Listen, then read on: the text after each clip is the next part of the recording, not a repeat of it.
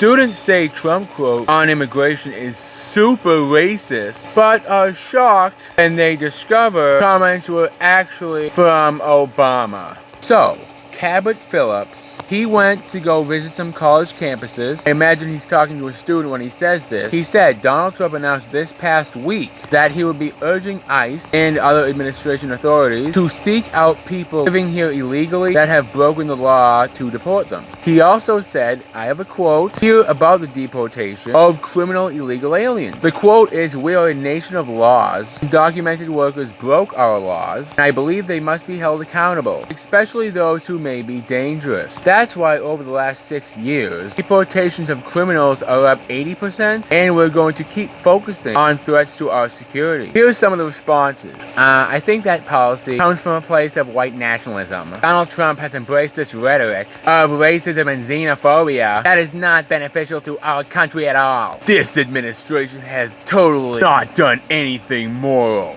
I think that's a bad decision, cause the United States should be open to immigrants. Then Cabot Phillips turned around and said, I'm gonna show you the person who said that quote. Here's how the students responded.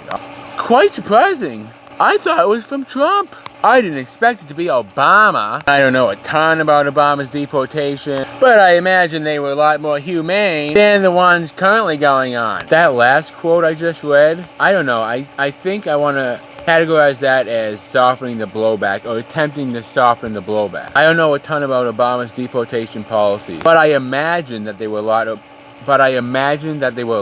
humane than the ones currently going on. How can you make that statement? You just admitted you don't know much or you didn't know much about Obama's policies. So how can you imagine something you don't even know about? You're not imagining anything. The only thing that's going on in your head right now, and probably 24/7, is Trump derangement syndrome. But one guy gets it. It just shows the hypocrisy in politics.